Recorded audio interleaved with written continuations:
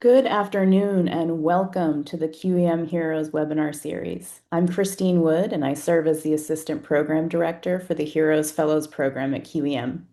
For more than 30 years, QEM has been a national catalyst for STEM education transformation and research capacity building. Currently, the QEM network serves nearly 900 colleges and universities and reaches more than 8,000 individuals nationwide. This webinar is part of the HEROES initiative. The HEROES program brings together experienced researchers with experience in the federal government to lend their expertise and support to the STEM research and education communities. Our fellows are here to provide tools and tips for navigating the funding landscape, developing STEM programs and partnerships, and improving talent retention in in-demand fields. We hope this series promotes engagement with our HEROES fellows and provides valuable resources to our participants. A note that during the webinar, we invite you to use the Q&A tool to ask questions rather than doing so in the chat.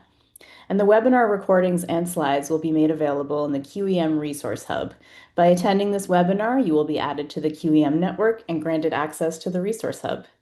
And I'm happy to introduce our presenters today. Dr. Toya Jones-Frank is a mathematics educator, researcher, and STEM education leader with a passion for creating just and equitable learning opportunities. She recently served as a program director at the National Science Foundation, where she led national initiatives in racial equity in STEM education and data science core. She also served at George Mason University as an associate professor of mathematics education leadership and secondary education. Her NSF-funded research explores how race impacts mathematics teacher education and ways to create inclusive, advanced math spaces for historically marginalized students. Dr. Toni Denstedt uses her PhD in systems science and developmental psychology to advance equitable, informal STEM learning research and practice. Toni has led over 100 research and evaluation studies in collaboration with brilliant practitioners, academics, artists, and community members. Her work has explored the impacts of informal learning for people of all ages and has spanned topics including social justice, metacognition, spatial reasoning, and environmental and social science. With deep applied research methods and design expertise, Toni has experience as a primary investigator and lead researcher, an evaluation consultant, and a program officer for STEM education funding programs. Dr. Naomi Hall Byers is a former program director in the Division of Social and Economic Sciences within the Directorate for Social, Behavioral, and Economic Sciences at the U.S. National Science Foundation. Naomi's research focuses on examining social, cultural, and contextual factors that contribute to health and education disparities and inequities among historically marginalized populations. Additionally, she investigates identity development and the phenomenon of shifting among Black women in STEM fields. Tori Rolex Smith is an educator whose career spans more than 2 decades in higher education and government. As a faculty member and director of undergraduate studies in what was formerly the College of Engineering, Architecture, and Computer Sciences at Howard University, she guided students and faculty in teaching and learning, advising, research, recruitment, and corporate engagement. In government, Tori was lead program director for the National Science Foundation's Eddie Bernice Johnson Includes initiative and program director for the HBCU undergraduate program and the faculty early career development program. Tori is an engineer by training with a BS in civil engineering from Howard and MS and PhD degrees in civil engineering from North Carolina State. So our presentation today will start off with a poll to get some engagement going. Wonderful. Thank you so much, Christine. Hello to everyone. Good afternoon or morning or maybe evening. If you take a few minutes just to share your experience with STEM education funding with us via the poll, we would much appreciate it. Again, I'm Toya Frank, and today my team members and I are going to provide an overview of of writing compelling STEM education proposals. This is just an introduction. As we proceed through the slides today in the talk, we will share a list at the end of the presentation of upcoming topics that we will be providing. And I would just like to say that we are all former NSF program officers, and while we no longer work there, if we slip up and say we, it is just habit because we were employees. But what we are speaking on today, we are not speaking on behalf of the agency, nor are we speaking specifically to any one solicitation or call for proposals. We're speaking more broadly about STEM proposal development for any grant funding. And each of us has developed STEM education research proposals for a variety of funders, both federal and non-federal, philanthropic, nonprofit, etc. And we've received some and we've declined some, which just like to share as we get started, which is a total natural part of the process. So again, if you would like to take a moment and respond to the poll, um, we'll give just a second to see the results. And I will end the poll momentarily. I think we've got Sure. a critical mass of respondents Awesome. and sharing results. All right. So, oh, well, look at this. Yeah, we have half of the folks here are just starting to explore the idea of applying for STEM funding. And then we have some people who both received and awarded and declined. And like we mentioned, that is a natural process here. So we hope that we've put together a presentation that will both serve those who are new to grant funding and exploring different avenues for funding for STEM, as well as those who are seasoned. As one who would consider myself somewhat seasoned, there's always something to learn. So we're happy to have you here. So I would like to start by talking about what happens. So we always focus on submission, whether it's a submission date or actually, hitting the button and saying we are done. The work begins for proposal submission before we necessarily put pen to paper. I want to talk a little bit about the pre-proposal activity that should take place. I think one of the most important things that you should know when you decide to apply to a certain funder is that you know the funder. You understand the mission of the organization, you understand the foci, so what exactly they prioritize in their funding. Um, you should also know a little bit of work, if possible, about their previously funded work. A lot of people funders are proud to share what they funded in the past. So, doing some exploration and seeing what funders have funded in the past in their portfolio is also an important process. Knowing the keywords and language patterns of an organization is really important because you can use that language to speak to how your work aligns to what they are doing in their organization. And knowing a bit about their strategic plan could also be helpful because you can write that into your proposal and talk about how your work aligns with the strategic plan that they have in place and their aims and goals for the future of their organization. In addition to knowing the funder, you should get very, very familiar with the solicitation or call for proposal of a particular funding. I'll say, as a former program officer, nothing hurts more than to read a beautifully written proposal that does not respond to the call or important elements are missing. So you want to get to know the solicitation. Things like, do proposals have set deadlines or do they have rolling deadlines? Do they have target dates? These are different language, different ways that funders talk about when they would like proposals. Does a proposal need to be submitted to a portal? Or should the proposal be emailed directly to a program officer or to a funder at the organization? Are they accepting fundamental or applied research? Those are important things to know. Is a letter of interest, an LOI, needed beforehand? Because it would be a shame to send in a proposal, to submit a proposal, and not have prior approval via a letter of interest, letting an organization know that you're interested. Some organizations like to give the thumbs up, like, yes, this aligns, please move forward in the process. So, knowing all those things, not just about the funder, but what the funder expects in a particular call or proposal is very important. And these do differ, even if it's the same organization, they differ across funding calls. So that's important to know. The other piece that's important related to knowing the solicitation as the funder is contacting the agency or organization. And I'll say that contacting could mean different things. For some organizations, it could mean coming in and giving a brief spiel, maybe with some slides to talk about your work. For some places, that could mean taking a funder to lunch and talking about your work. I will say, with federal work, it does not mean federal funding. It does not mean taking your program officer to lunch, because federal program officers don't necessarily do that. But it would mean in a federal organization submitting a concept paper, uh, placing a call and talking to a program officer, setting up a Zoom call. And there was a wonderful presentation, I believe it was last week or the week before, about building relationships with program officers. I recommend, now that you are a part of the QEM portal, please go back and revisit that talk. That was a really important one. So these are just some of the things that you would want to put in place prior to submitting a proposal, and these things will help you on the back end as you get ready to submit.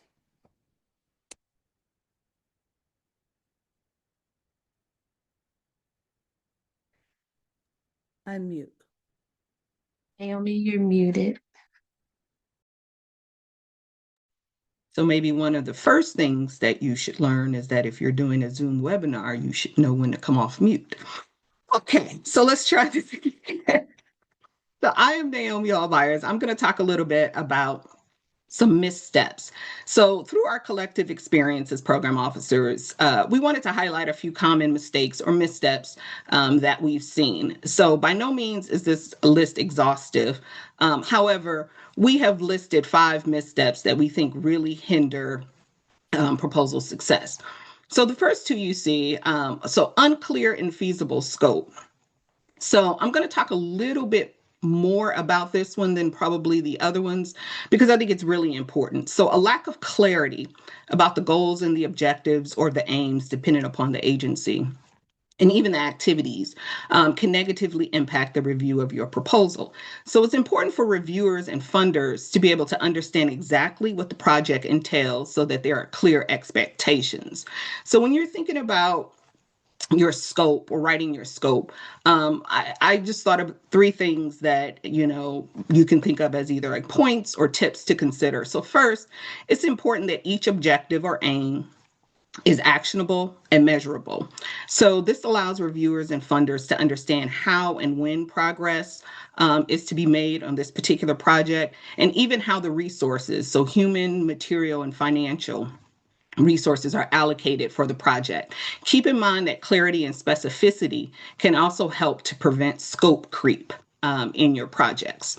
Second, sort of consider any potential limitations or constraints in the successful deployment of your project. It's good practice to address these limitations or constraints that you've identified in your actual proposal, because what this does is it demonstrates to the reviewers and the funders that you are aware of these potential roadblocks and have thought about how to address them if they arise. And then the third sort of tip I have is make sure that your language in the scope is clear and not full of jargon. Toya's already sort of talked about this, but defining terms, addressing assumptions, and providing some context if necessary is really important, because you have to remember many of the review committee members are made up of people from diverse disciplinary perspectives. And so ambiguity or only using language that is known in your specific area can really confuse reviewers. And so now we come to misalignment with funders or solicitations. So we've already mentioned the importance of understanding the funder and kind of getting to know the solicitation. And we really cannot stress that enough, but making sure that you understand the mission, the priorities or strategic goals, being up to date if the goals or the priorities have recently changed, understanding the language used by funders and the requirements of the funder and or the solicitation. It's beneficial to explicitly state in your proposal how your proposed work is in alignment with the solicitation or with the funder. Proposals take a lot of time and effort, so putting yourself in the best position possible to secure funding by doing the pre-work is really important. So like Toya said, identifying previous awards, contacting the program officers, and then possibly submitting a 1-pager for review to ensure that you are on the right track, or that what you are proposing is in line with what the proposals that are expected for that particular solicitation. And so we have the last three. So lack of clear research design. The research design is essentially the meat of your proposal. It's your framework. So the use of like vague or broad research questions along with incomplete information on like the methodology, the recruitment plans, analysis. These are things that really undermine the credibility of the proposal and can really significantly impact your chances of being funded. Weak evidence of impact. It is really important to understand what impact means to the particular funder that you are submitting a proposal to. Impact will vary greatly by agency, but this point also underscores the importance of doing the pre-work. Proposals should clearly indicate the expected impact and provide relevant evidence. So how will this project create meaningful, measurable change for the intended audience? How will this work benefit society? Are the activities you're proposing scalable? Are they sustainable beyond the life of the award? These are some things that you want to think about because remember, unless specifically stated, funders are interested in long-term impact. So it's important to spend some time and be intentional in your proposal about about your proposed impact. And finally, unclear outcomes. So outcomes demonstrate change. So whether the outcomes are short-term, intermediate, and or long-term, funders are interested in clear and often specific outcomes that are measurable. So how are you measuring this change? How will the participants or the intended audience benefit from what you're proposing? And how will this work advance the field? So funders want to know what the expected return on their investment is. And so one of the biggest mistakes that a PI can make is not dedicating enough time or space to this area in their particular proposal. So my colleagues are going to speak more in depth about the importance of these and other components of your proposal. So I'm going to turn it over to Tony. Thank you, Naomi. Hello, everyone. So in response to those missteps, we wanted to start to build out a high-level roadmap of the components you'll need to include in a proposal. And then my colleagues and I will continue to build out these components as the conversation goes on. But it's really important to just start with the fact that not all awarded proposals look the same. There just is not one right way. There is no magic design. It's really about telling the story of your work and helping people understand the strategic thinking underlying each of your thoughtful choices. So your roadmap, your proposal will need to fit with your work and the particular call for proposals, as both Naomi and Toya pointed out. So at a high level, you want the project focus and problem statement. What larger question are you grappling with? Why is the project needed? And then for context, you really want to describe who and where. It should be really clear why you've chosen this context and how this context will inform the work and your findings. And then the project design is all about the what you are doing, the how you are doing it, and the why you're doing it that way. This includes the research design and implementation. As Naomi said, it's the meat of the proposal. It's, again, the what, how, and why.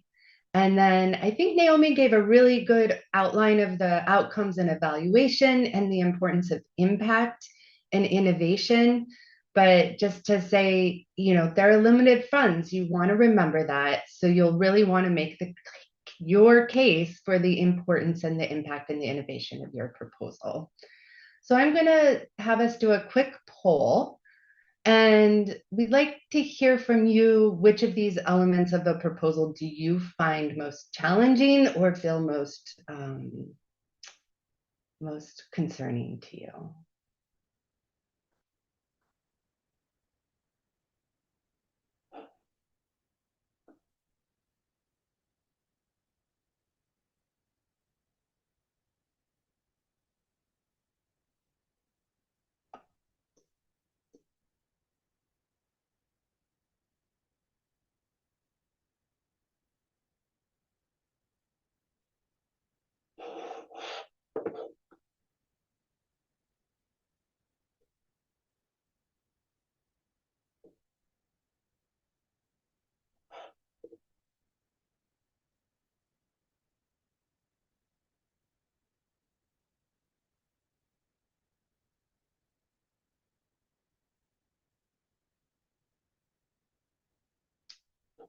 And Christine, that's probably enough time. Can you give us our results?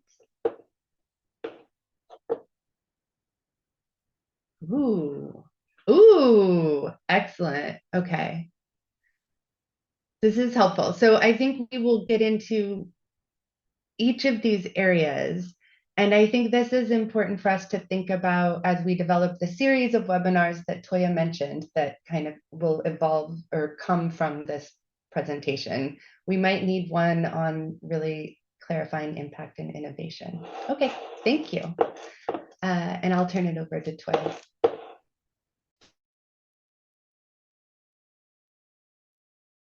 I gotta go back. All righty.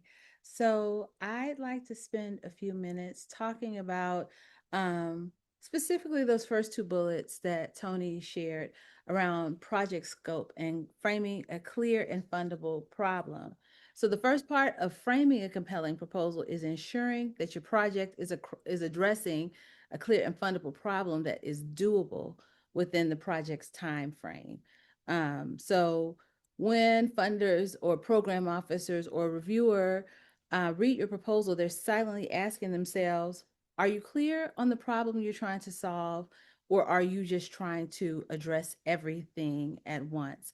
So a fundable problem is a bounded claim about something specific that isn't working as well as it should. So when we say specific, not generic, we mean naming a precise population, setting, and or outcome. The more concrete or focused the problem is, the easier it is for readers, reviewers, funders to imagine you working on your project. When we talk about a project being clear and fundable as evidence-based, this means that you're not relying on anecdotal evidence or hunches alone. Sometimes those hunches are important, but not hunches alone and not solely anecdotal evidence.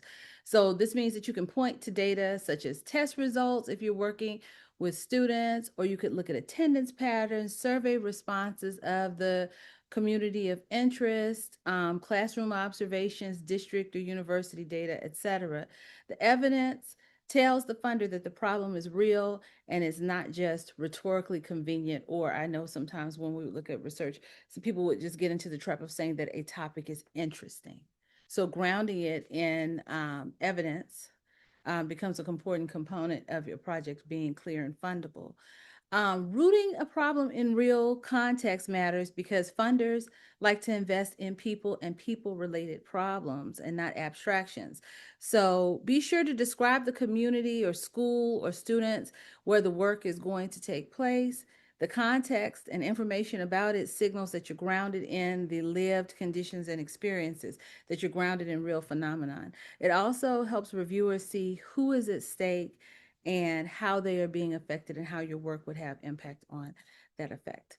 To have a problem that is rooted in extant literature is also important because this situates your problem inside of what the field already knows, and it also drives an argument for why your work could add to the extant literature in the field. You may be thinking about what is missing from the field. So well-chosen references show that the problem is recognized by researchers and practitioners, and that your project is relevant to a larger conversation in the field. It puts you in conversation with the field, and also speaking to literature that may run counter or address the situation you're trying to address from another angle also shows reviewers and funders that you have depth of knowledge regarding your topic. So being sure to connect to the literature in multiple ways is really important.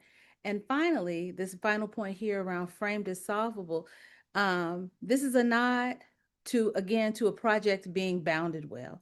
So you're not trying to fix educational equity in one grant cycle. As former program officer for racial equity, I was like, please show me the one project that fixes systemic racism. I want to be the program officer who supports that project. So instead, you are tackling a tractable issue, a bounded tractable issue of a real problem, and you're providing a real mechanism for change. Hence, talking about going back to this idea of project design. Um, the trick is ambition with boundaries. So you'll hear us talk about bounding and being aligned quite a bit. this this presentation. So you want your project to be meaningful enough to matter, but small enough to be attacked with the tools that you describe in your proposal. Um, the hidden logic here is simple. The clearer and more grounded your problem is, the more believable the solution becomes to the funder. So just remember that reviewers tend to fall in love with a problem that feels real, urgent, and within reach before they fall in love with your method. So that's why we really spend this time talking about the scope and making your problem clear and fundable. So, related to problem statements, we would like to do a little activity in the chat. So, get your typing fingers ready. So, I am going to present a vague problem statement. Students struggle with math and many are disengaged. Teachers need better ways to make math more interesting and improve achievement. This project will improve math learning in our schools. So let's take about a minute and in the chat, share with us why this problem statement, they tried to scope this problem, why this is ineffective. So take a few minutes in the chat and we'll talk about some of the responses that we get. Why is this problem statement ineffective? I see no specifics.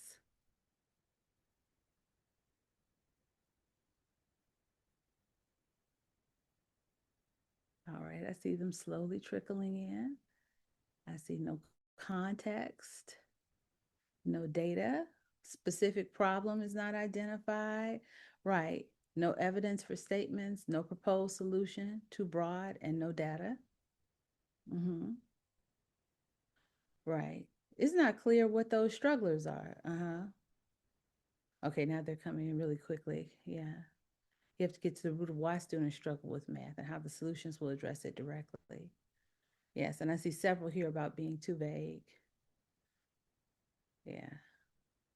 They should have hired you all to consult, to support them. Because you all are giving some wise counsel here. Somebody says the problem is identified as is disengagement in students. Teachers need help. The issue is what help and how will these people help? You all jump in if you see any other interesting ones. Or what kind of math? The level, right? I think the level and what kind of math go together. Right. So there are several areas to address in this statement, right? It's unspecific. Which students? Somebody just said which students, which level. And it's impossible to measure as written. So like what would be like measured or observed here related to like math learning? Yeah, so the reviewers or the funder who's reading this can't see the exact problem to be addressed or how success would even be observed and measured. All right. So, let's take a look at maybe a revised statement. Maybe not perfect, but certainly revised. Here it is. All right. So I'll give everyone a chance to take it in. We'll say it's clearer than the one that was written earlier. 62% of seventh graders. So that addresses which students, which level, right?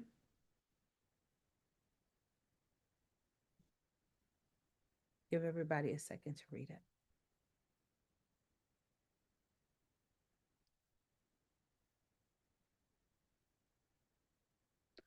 So in this second example, there's a boundary drawn around the problem. It's a bounded problem. It names who's affected, 62% of the seventh grade. So we know we're dealing with seventh grade math classrooms. It shares how the problem shows up, how we know the problem is real, and what kind of solution space would make sense to address this issue.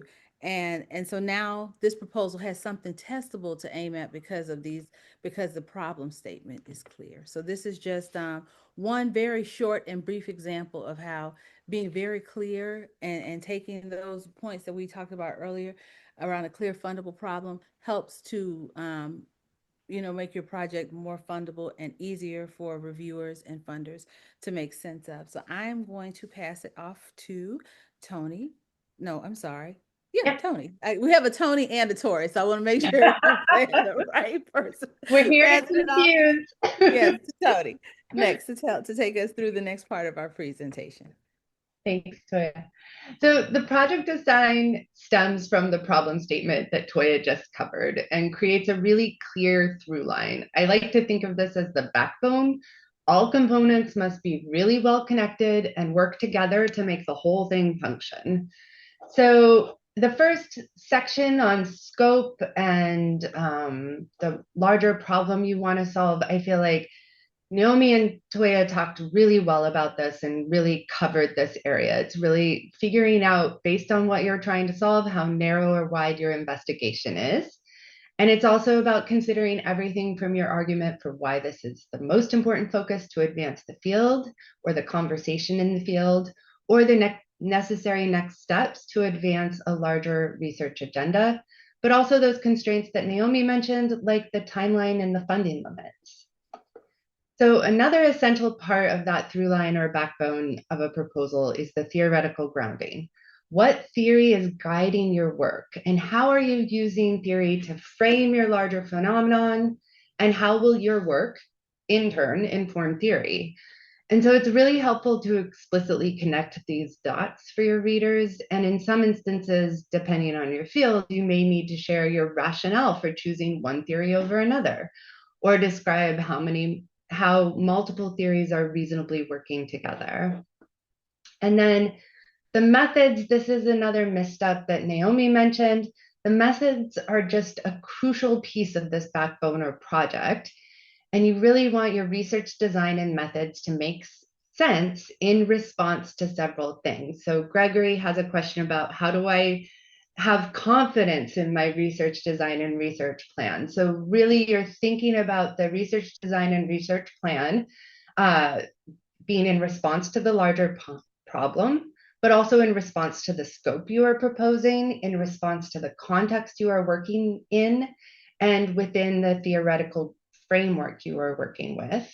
So it's really just essentially describing the tools you are using and creating that strong rationale for why you are using those and how those tools will be able to answer your specific research questions you're proposing.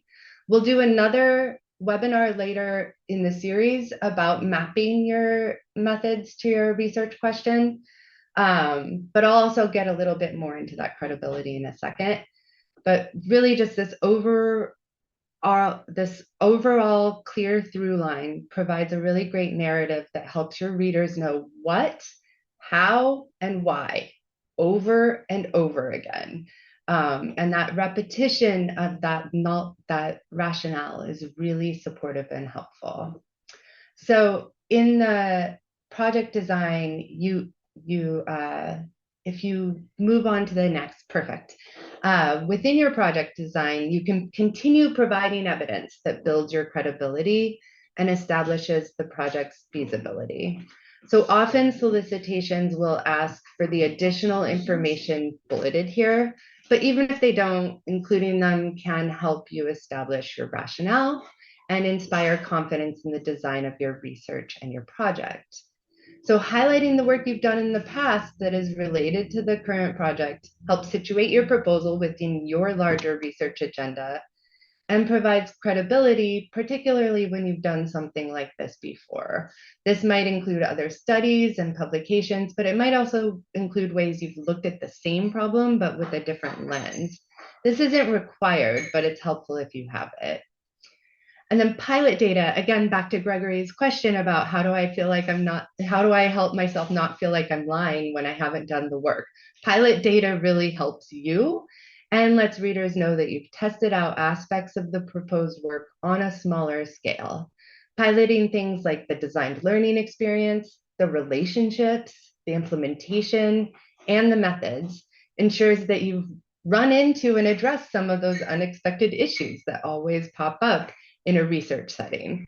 And it also helps make the case for that the methods feasibly work in the context and provides preliminary evidence that justifies the larger exploration you are proposing. And then finally, relevant expertise is just all about who's on your team. A compelling proposal starts with pulling together a successful collaborative team.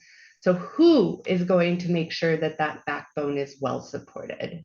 Highlighting the expertise and experience of a research team fosters confidence in the team's ability to credibly gather, analyze, and interpret the data.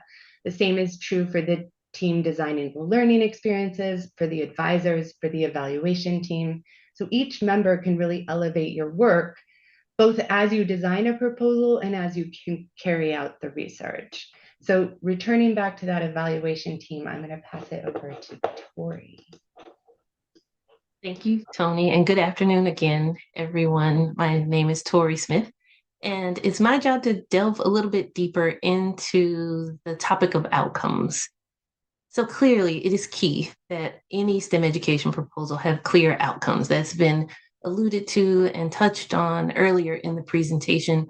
The important question here really to consider is what is going to change as a result of this research? What is going to change with the implementation of this project? And not just what, but how much of a change can be expected. So we worked on sort of clear problem statements. You want to also develop these clear outcomes that, again, because of the through line that is woven throughout the proposal, will map back to those and give reviewers an opportunity to see what they might expect, why this research is going to be important, and that what really does depend on the nature of the project. So if you're working on bigger issues like systemic change, it might be changes in institutions, or at a smaller classroom level, it might be changes in courses or faculty or students or theory. If you're talking fundamental research, it really spans a large range, but the key is what is going to change. So if you'll click forward just once, you'll see, again, just an example of an outcome. Students will improve their math confidence and performance. And similar to the exercise you completed earlier, it is clear that this is quite vague, but there are ways that adding data and speaking to the what more specifically will yield clearer outcomes. So here's two examples, and I'll pause for just a moment so that you can read them, of that same outcome, but with the kinds of supporting evidence that you would need to make it more clear. So let me stop talking for just a moment so that you have an opportunity to read these two.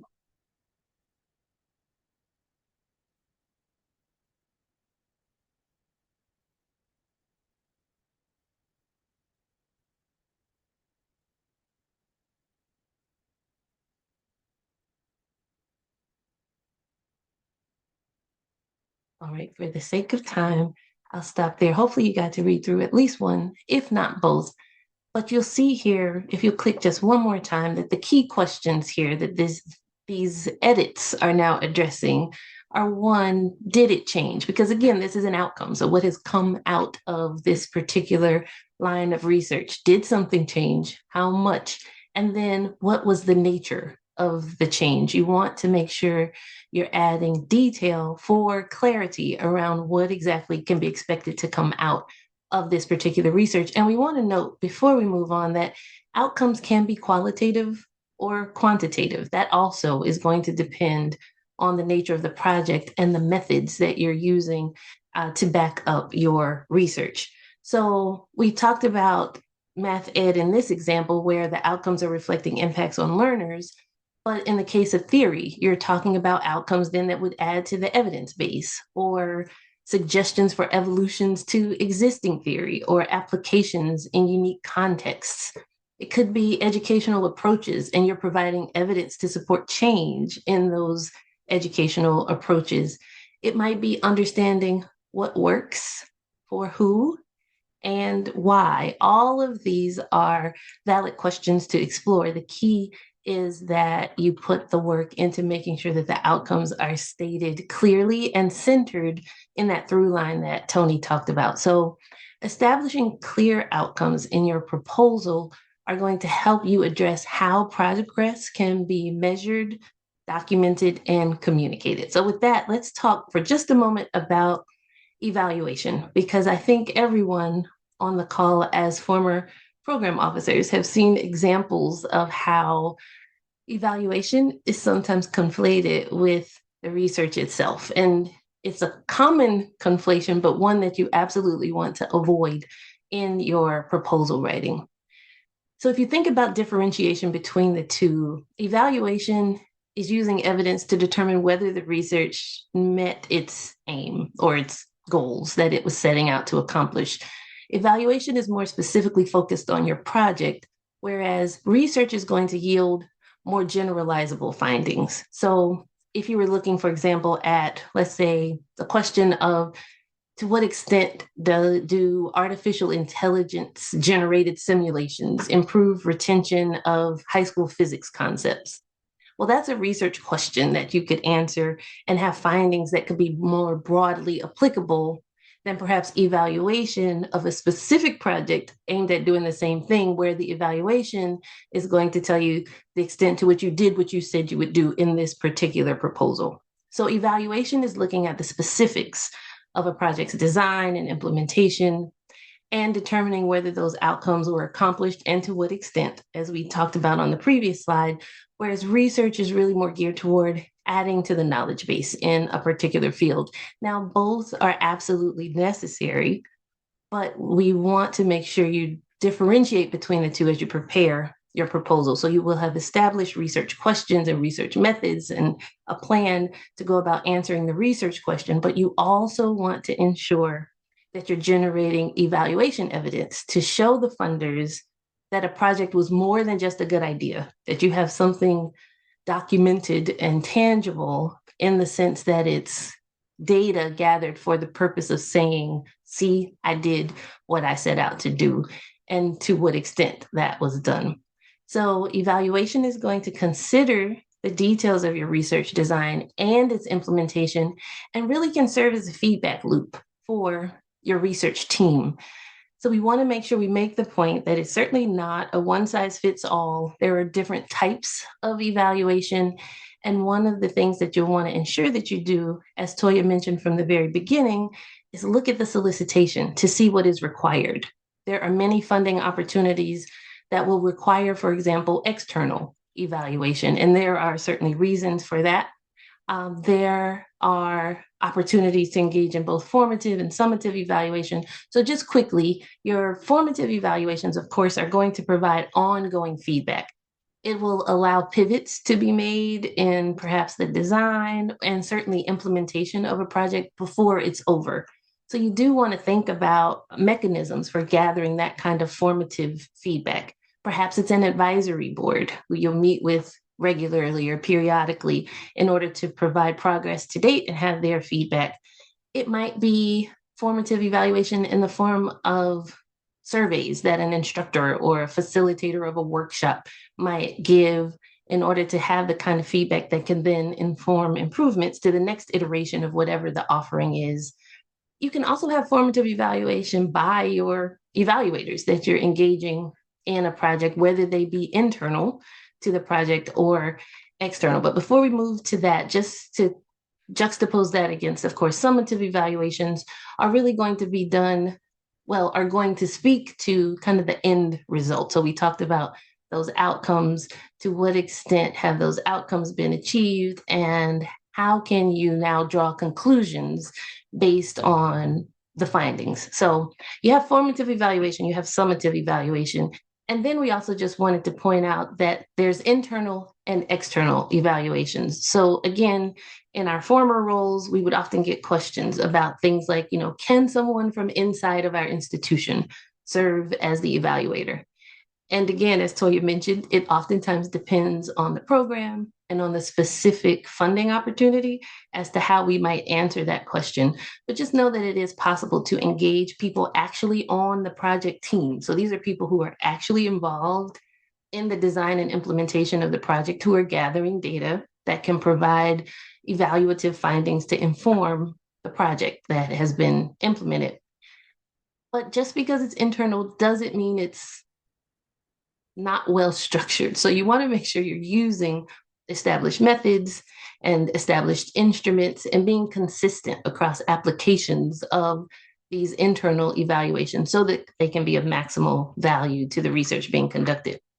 External evaluators are usually independent. I shouldn't say usually, are independent of those who are actually involved in the work of the project or the program that's being put in place.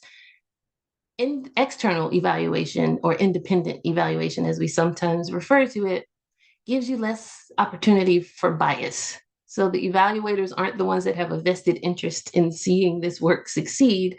They are this independent group or this independent individual who's allowing you to see how things are progressing.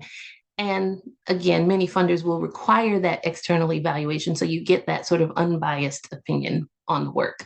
So those are just some high-level perspectives on evaluation and outcomes. And again, as it was alluded to, we are developing a series of webinars, and based on your responses, it looks like this is an area where we can also focus as we move forward in other webinars in this series. But for now, and for the sake of time and making sure that you all have time to pose questions, let me pass things back to Naomi to begin to close us out so that we can get to your questions. Thank you, Tori.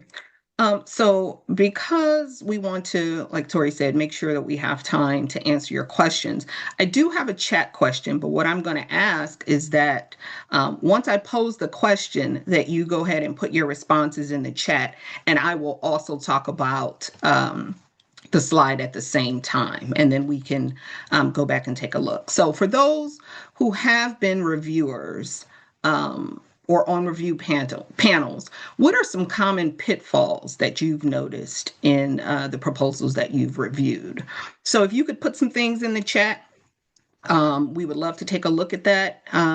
But we have 6 pitfalls that we really want to bring your attention to, that you should really watch out for. And so the beauty of this list is that we've discussed most of these issues throughout the webinar. So we're really just reiterating their importance in your proposal preparation. So overpromising, it is not the job of a team to solve the grand challenges of a field. So remember, as Toya mentioned, the project needs to have impact on the bounded problem that you identified in the proposal. And I just also want to just remind you that awards have finite time limits and finite funds. So be intentional and realistic in your proposals. Under specifying methods, write your method section so that the reviewers and the program officers have a clear path regarding the methods you intend to use, their appropriateness, and how they will help you collect and organize the data that's central to the project. Name your tools, whether it be protocols or surveys, etc., if known. I also want to draw attention to researchers like myself who use qualitative and mixed method designs. Do not assume that reviewers will be as familiar with those designs as you are. So provide context. Explain the importance of using this methodology or these methodologies to investigate this particular problem. And if space allows in the proposal, be as explicit as possible with explaining how you will analyze the data. So jargon and writing for experts, I'm going to combine those. So proposal reviewers are selected for a multitude of reasons. Do not assume that they have your exact expertise. So write clearly so that those who may be out of your field can also follow along. If reviewers are confused or must look up terms, it is often not a positive outcome for that particular proposal. Be sure to use the funder's language, so connecting the project to the funder's mission or vision without compromising the integrity of your work. In other words, be authentic to what you want to accomplish, but understand how to frame your work using the framework and the language of the funders and or the solicitation. And finally, this idea of trust me proposal. So hoping that your reputation or the institution's reputation will lead reviewers to blindly trust that the work will be conducted and to make assumptions about key things that are missing from the proposal. Instructions to the reviewers are to consider what is written in the proposal and not what they think the PI meant or what they think the PI already knows. So make sure that everything that your expertise of your team is in the proposal. And so just because of time, Tony is going to tell you about some upcoming topical webinars we are planning, and then hopefully we'll have at least a few minutes to address some of your questions. Thank you so much, Naomi. So I am not going to go into the details about what each of these webinars will be about, because we do want to do Q&A. But I do want to say we are planning a series. We've kind of teased them. Here are the early topics that we are talking about. And what we'd really appreciate from you is putting in the chat if there are topics we've touched on today that you would really like us to consider for a future deeper dive webinar. And yeah, if it's already on the list, you don't have to put it, but if it's new to the list, we really appreciate it. And then we can shift our attention over to the Q&A while you put your responses to what webinars you would like in the chat.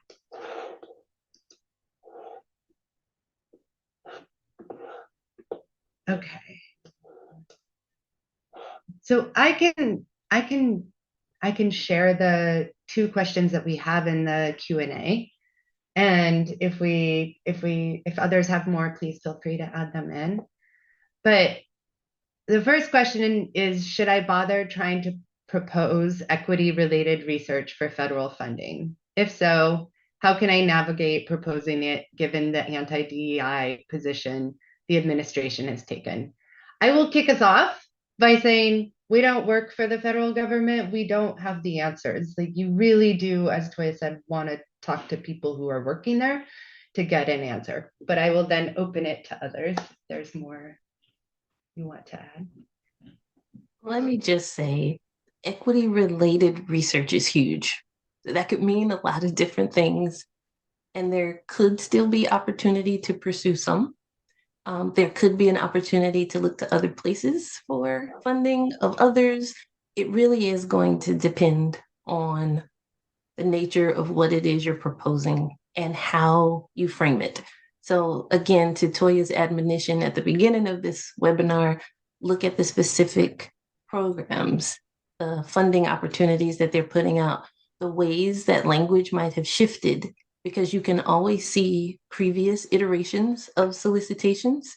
And if you would look at a previous version and compare it to a current version, you can see how language may have shifted. And if you feel that what you are looking to propose still aligns and isn't in some way professionally compromising, that is something you might then want to consider, or perhaps you could then find other ways. But I would say anywhere where there is a need for research, we would want to encourage you to pursue that line of research. And I think we're all agreed on on the topic that you've mentioned here. The key is just what's going to be best for funding, and if there is a funding opportunity that matches the specific thing in equity related research that you're looking to do.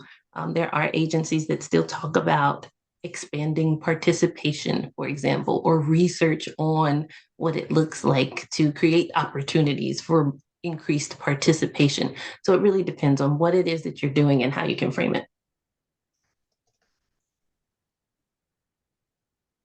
Thank you. Nice work. Okay. So there's a lot of questions about AI, but I'll start with the first one. An emerging area of research and education is the impact of AI on student learning. Though more studies are coming out, the literature on impact on learning is new. How do we address a literature review for such projects? Any thoughts, folks? I think this is where you build the argument that you would be contributing to a small but emergent body of literature. So I think you use what's there, but you build an argument about what is not there and how your work will help to fill those gaps in the field. I think that that's part of it. But if there are other aspects of your work, a literature review should also be about those other aspects. So using AI in regards to what? So there are just things, if you're doing it around like supporting teachers, then you need some literature from like perhaps teacher education or professional development. So there are other aspects of the project that are going to also need to be grounded in extant literature. But for sure, that is a space that is open for talking about contributions to the field, and then by extension to the literature base of the field. And maybe just one quick addition, especially as it relates to your methods. Will be much that you could add related to your methods, even if they're exploratory, stating that and including just ensuring that you have a good grasp of what is out there so that a reviewer wouldn't see that as an oversight or an omission as opposed to a new area being explored. Yeah, and don't fool yourself that there's not enough out there. I think that's a common thing we see. There's a lot of it's never been done before, and then the information, and then it has absolutely been done before a million times. So I know AI is new and it's constantly evolving, so it's a little bit different of a bear, but also there are things out there. So there, for example, are large nationwide AI research institutes that have been funded by the National Science Foundation for the past 3 or 4 years. And couple of those are on STEM education research. So, just making sure that you're going to all of the spaces and really exploring where that would be captured, because it might not be published yet, because that review process takes a while, but there might be gathered information that's building. Okay, last question to close us out. Your but thoughts they're on, so related. yeah. I said there's two, but they're super related. So your thoughts on using AI or ChatGPT to help write a proposal? Naomi, we haven't heard from you. Yeah. I really think that it would depend.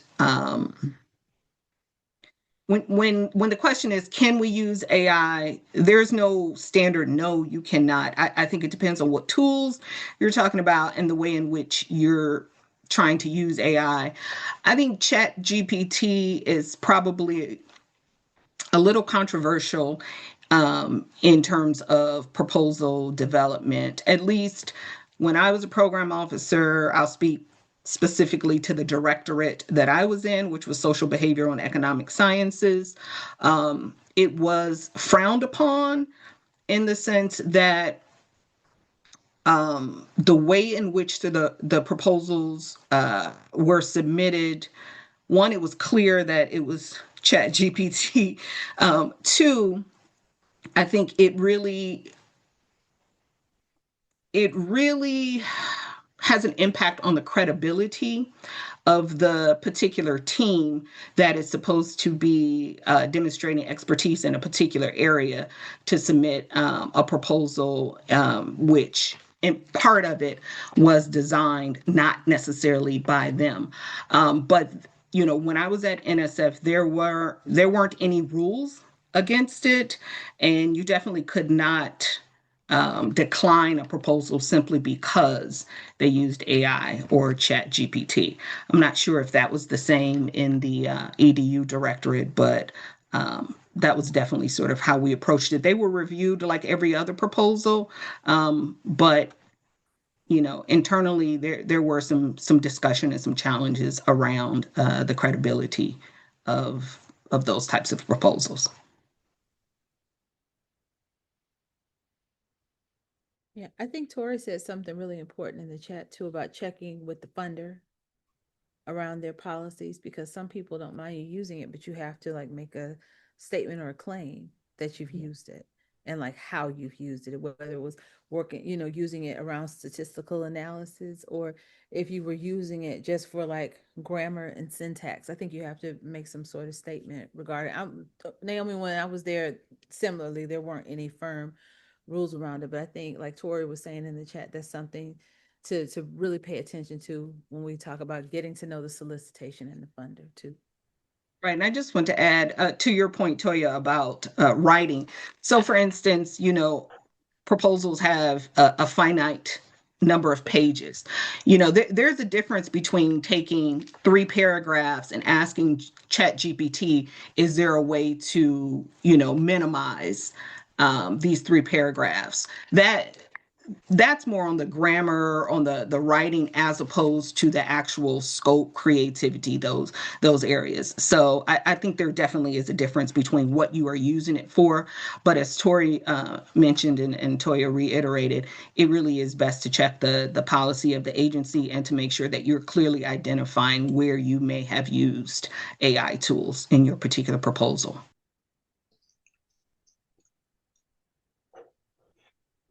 That With the last few seconds left, we would like to thank you for attending. I put our information here if you'd like to reach us via email, and please pay attention to the QR codes about upcoming events, and the Heroes webpage that shares a little bit about what we're doing, and to get the webinar feedback form, be sure to use that QR code on the bottom. We greatly appreciate your attendance.